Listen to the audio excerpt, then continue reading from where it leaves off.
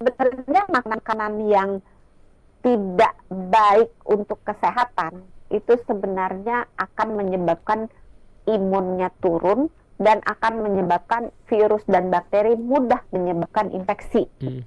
Tapi kalau misalnya makanan yang secara spesifik langsung menimbulkan radang, itu pada umumnya sih mungkin goreng-goreng yang digoreng dengan minyak yang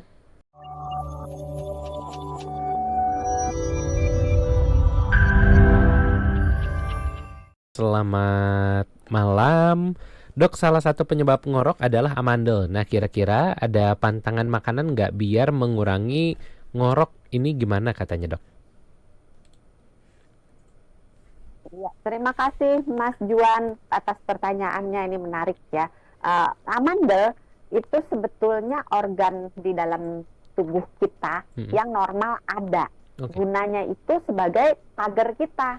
Jadi kalau kita makan atau kalau kita nguap, kita ngomong, ada udara yang masuk, Mm-mm. atau kalau kita nafas lewat mulut gitu, ada udara yang masuk, setidaknya ada garda yang menjaga Mm-mm. supaya kuman-kuman itu nggak tembus ke bawah Ya. gitu.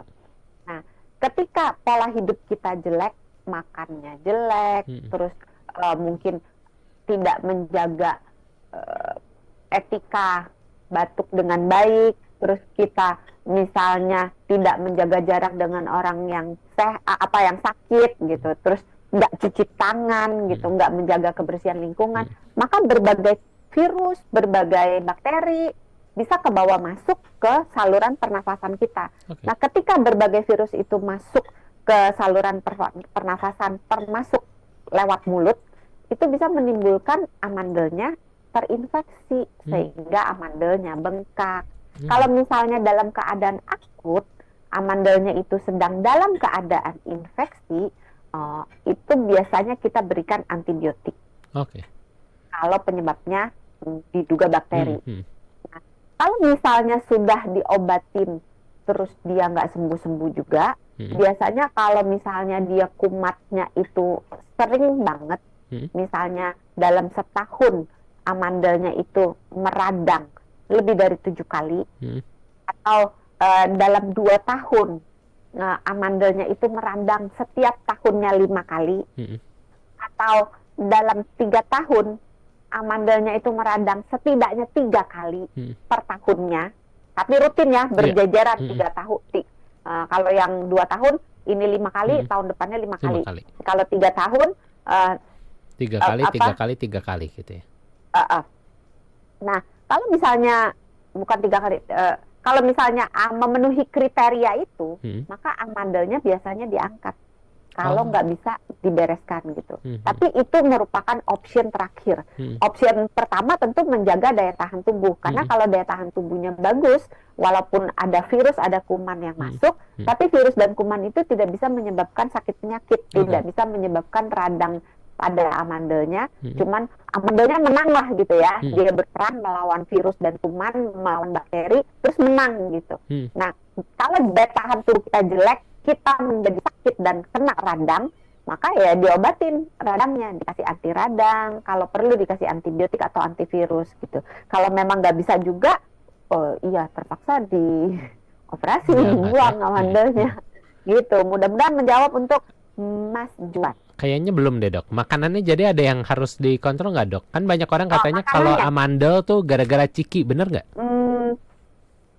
Sebenarnya makanan yang tidak baik untuk kesehatan itu sebenarnya akan menyebabkan imunnya turun dan akan menyebabkan virus dan bakteri mudah menyebabkan infeksi. Tapi kalau misalnya makanan yang secara spesifik langsung menimbulkan radang, itu pada umumnya sih mungkin goreng-goreng yang digoreng dengan minyak yang ya tahu sendirilah ya, yang udah berkali-kali nggak diganti-ganti, yang Makanan udah pedas, hitam Dok? minyaknya gitu, yang udah kenapa? Makanan pedas? Ciki. Ciki makanan pedas? Makanan pedas biasanya tidak. Mm-mm. Kalau ciki mungkin, karena gini, ciki-cikian itu snack ya, seperti yang ultra processed food, itu pada umumnya mengandung pengawet. Pada umumnya ada bahan-bahan tambahan lainnya, ada pewarna, ada macam-macam ya, ada penyedap gitu. Nah, uh, penyedap MSG atau micin itu pada orang yang tidak tahan dengan micin, atau pada orang yang ya tahan sih kalau dikit, kalau banyak nggak tahan gitu. Itu bisa menyebabkan gangguan pada saluran di tenggorokan gitu. Jadi bisa aja memicu kemudian amandelnya jadi meradak. Memicu ya, bukan menyebabkan. Jadi mempermudah keadaan si amandelnya itu meradak. Jadi pada umumnya makanan-makanan yang tidak sehat sebaiknya dihindari, karena makanan yang tidak sehat tentunya tidak akan membuat imun kita jadi jelek gitu. Jadi makanan yang terlalu tinggi gula, terlalu tinggi garam, terlalu banyak goreng-goreng, itu pada umumnya kan akan menurunkan daya tahan tubuh. Padahal daya tahan tubuh dibutuhkan supaya amandelnya tidak meradak gitu. Mudah-mudahan menjawab untuk Mas Juwan. Siap. Kita ke pertanyaan berikutnya, ini kelihatannya menjadi menarik karena ada dua orang sekaligus yang menanyakan hal yang sama di malam hari ini, Dok. Ada dari Yeni di Bekasi, ini menanyakan apakah anak-anak mendengkur wajar? Apa harus dibangunin atau seperti apa ketika mendengkur? Saya ada hipertensi dan juga syaraf kejepit di jari tangan, kata anak, maksudnya itu gimana ya? Di jari-jari tangan, kata anak. Saya suka saya suka ngorok. Apa itu karena penyakit, Dok? Artinya nih baik anak maupun ibunya juga ini mendengkur ketika tidur. Pertanyaan yang sama juga ini disampaikan oleh Ibu Oriza di malam hari ini. Apakah boleh orang yang ngorok ini dibangunkan atau dibenarkan saja katanya bantalnya? Karena pernah om yang datang berkunjung ini ngoroknya keras banget. Lalu ini lalu jadi bingung ya harus diapakan. Ini apakah membenarkan bantal ini membenarkan bantal bisa mengurangi dengkuran ketika tidur? Silakan, Dok. Iya, kita jawab dulu dari Ibu atau Mbak Yeni di Bekasi ya.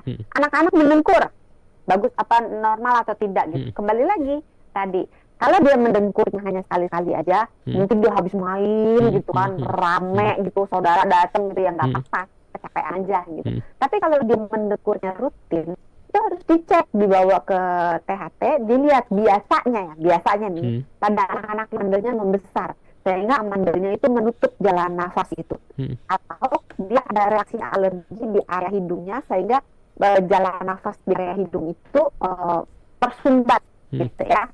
Jadi dilihat, kalau sekali-sekali biasanya tidak apa-apa, tapi kalau rutin, apalagi keras, apalagi disertai dengan henti nafas, maka hati-hati, jangan-jangan itu namanya kita OSA, obstructive sleep apnea.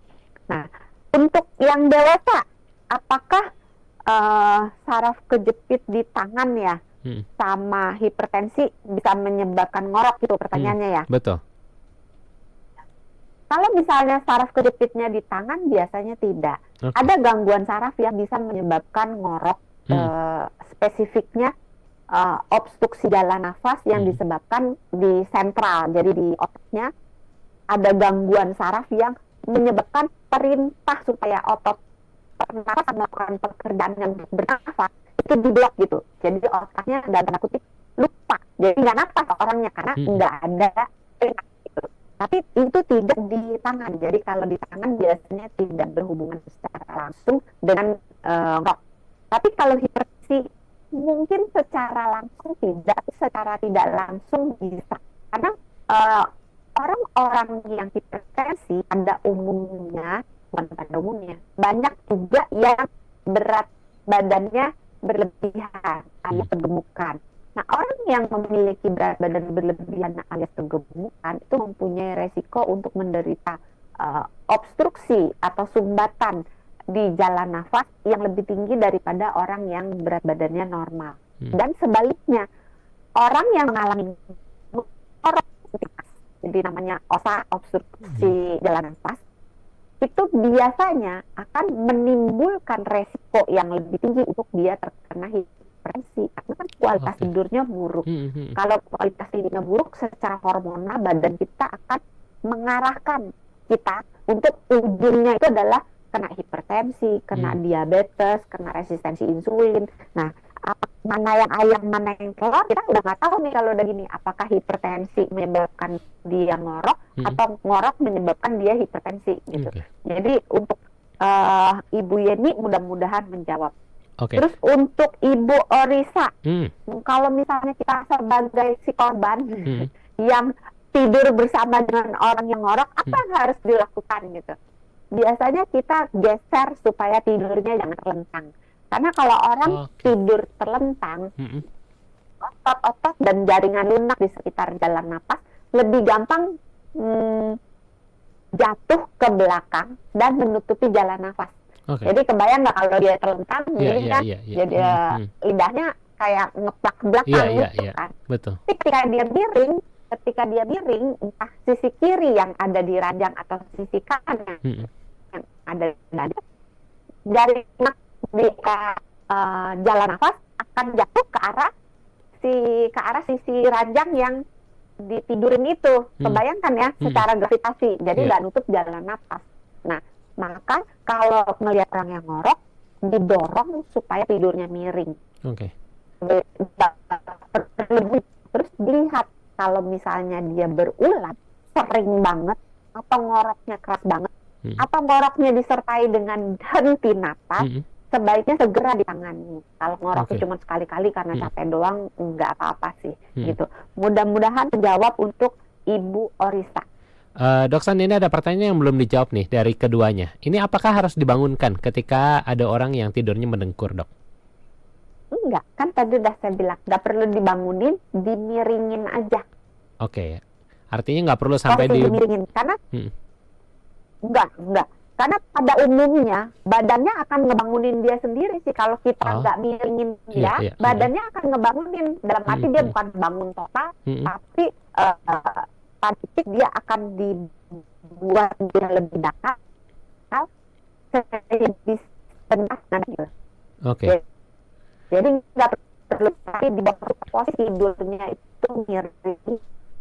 Kalau anak-anak tak mau belajar, orang tua juga bisa ganjal area kepala, leher dan punggung dan kayak gitu itu si badan buat hanya doang ini dari situ supaya nasihat nggak kedengeran, Dok San. Cuma area kepala. Halo? Ya. Kedengeran? Nah, ini kedengeran, Dok. Yang tadi nggak kedengeran, Dok. Kepala, leher, dan punggung atas ditinggikan. Ditinggikan. Jadi jangan cuma kepalanya doang. Nah, kalau kepala aja orangnya kan jadi nekuk begini kan. Kebayang ya nggak belakang kepala.